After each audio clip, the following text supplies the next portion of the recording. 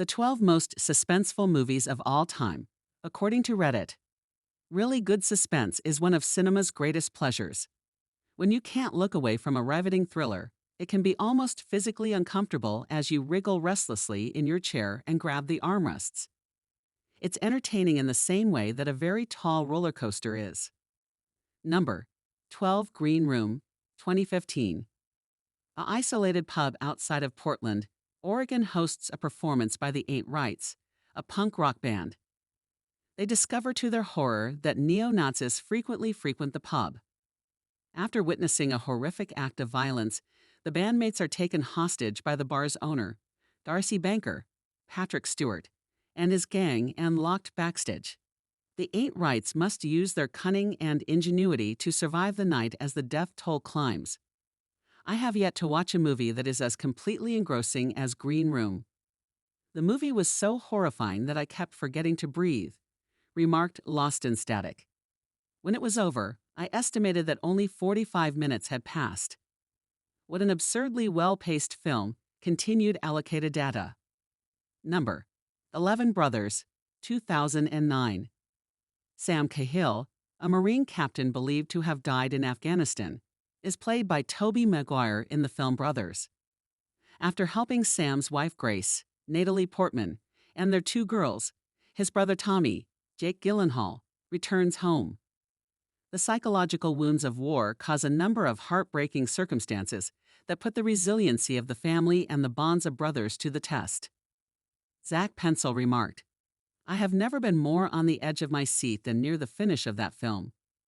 It all comes to a head in a scene that is so dramatic that I honestly had no idea where it was headed. To have that in a movie these days is so extremely unusual." Number 10 The Wailing, 2016. Na Hong-jin is the director of the South Korean horror film The Wailing. The story takes place in a peaceful rural community where a mysterious ailment is causing people to become violent.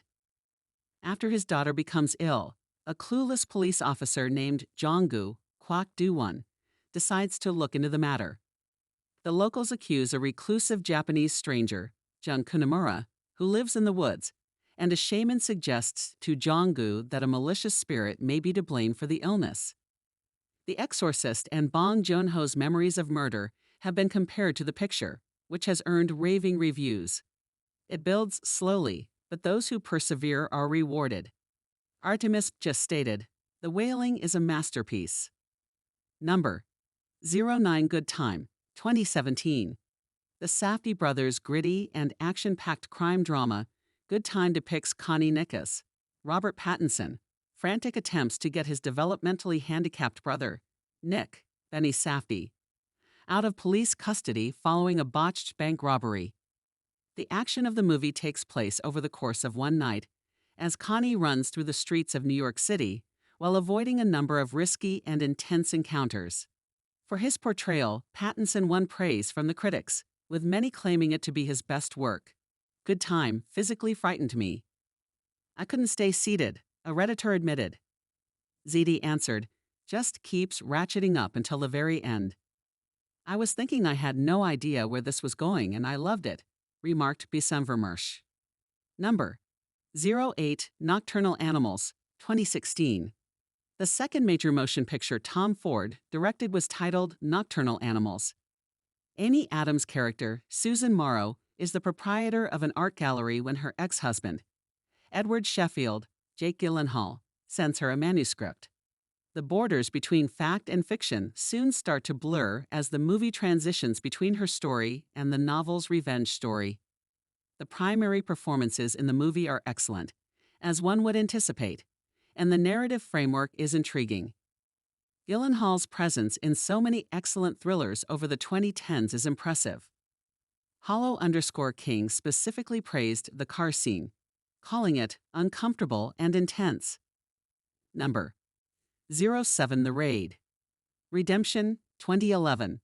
The action-packed Indonesian thriller was directed by Gareth Evans and centers on a SWAT team's unsuccessful attempt to capture Tama, Ray Sahetapi, a notorious crime boss. It takes set in Tama's stronghold, a dilapidated high-rise apartment complex. Tama's well-trained and heavily armed thugs put up tough resistance as the crew battles their way up the building's floors. Iko Uwais and Yeon Ruyan, the movie's leads, have received accolades for the battle scenes they choreographed, but one Redditor also thought it had a lot of suspense. Number 06, A Quiet Place, 2018. The Abbott family struggles to live in the post-apocalyptic world of A Quiet Place, which has been overtaken by animals that hunt by sound. The family uses sign language to communicate and makes every effort to keep the house as quiet as possible, because even the slightest disturbance could attract the monsters. The movie does an excellent job at creating tension with this premise. Director John Krasinski, for instance, can pique viewers' anxiety with a single, uncomplicated picture of an exposed nail in a floorboard. I was genuinely nervous and on the edge of my seat throughout A Quiet Place. I had a blast watching that movie. It was a really excellent movie. Absolutely a good time, responded Inuffitem. Number 05, The Chaser, 2008. The Chaser, directed by Na Hong-jin, The Wailing, is another gripping international crime drama about Jung-ho, Kim Yoon-seok, a former investigator turned hustler. When Jung-ho learns that one of the ladies who works for him has been abducted by a ruthless murderer, he sets out to rescue her before it's too late. There are no heroes in this lean, morally dubious film. Because it is so character and story-driven, it succeeds. Action is never taken merely for its own sake. Night keeps the audience guessing by providing them with merely tidbits of information here and there. The Chaser gets a plus. Such a bizarre film, remarked Funkidemans. Number 04, The Departed, 2006. Martin Scorsese's criminal epic, The Departed explores loyalty and dishonesty in the Boston underworld. The plot centers on Billy Costigan, Leonardo DiCaprio, an undercover police officer, and Colin Sullivan, Matt Damon, a snitch working for the police. Billy seeks information on infamous Irish mafia boss Frank Costello, Jack Nicholson, while Colin provides insider information to Costello to assist the mob's activities. Both individuals strive to infiltrate opposing sides of the law. The pace of the film is Scorsese at his most frantic, maintaining tension the entire time. It's amazing that it functions so well, stated Paradadave Zong. Another Redditor enjoyed it as well, but advised viewers to also watch the Hong Kong movie Infernal Affairs on which it was based. Number 03, Prisoners, 2013. Keller Dover, Hugh Jackman, intervenes when his daughter and her companion go missing by kidnapping the main suspect, a young guy with an intellectual impairment named Alex, Paul Dano. Detective Loki, Jake Gyllenhaal, is actively pursuing several leads while attempting to crack both cases. Denis Villeneuve produced two outstanding thrillers in 2013, the other being the fantastically weird and thought-provoking Enemy. In both, Gyllenhaal is in excellent form. Litchid Sweaters remarked, "Prisoners had me on the edge of my seat." Number 02, Say 7N, 1995. In David Fincher's acclaimed masterpiece, newly transferred Detective David Mills, Brad Pitt, is grudgingly partnered with disillusioned and retiring Detective William Somerset, Morgan Freeman. The two are given a grisly case to work on because a serial killer is using the 7 deadly sins as motivation for his atrocities. The suspense and anxiety increase as the two investigators try to identify the perpetrator of C7N's intricate killings. The movie has to be up there, with the most suspenseful ones ever made, according to Will Diems. This is especially true given the crazy build-up to its notorious plot twist, which is probably now known to everyone. Number 01, Alien, 1979. Director Ridley Scott's Alien, a timeless sci-fi horror classic that has influenced cinema to this day, forever changed the genre.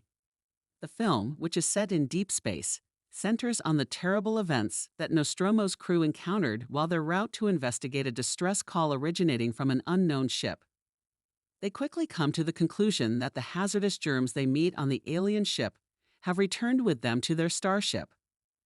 The way that Alien used real effects and sound design to create a suspenseful atmosphere was revolutionary.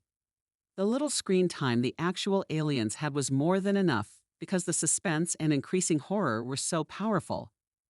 The statement made by Any Satisfaction 770 that the original Alien was something special puts it up nicely. Let us know in comments section and don't forget to subscribe, like, and share with your friends.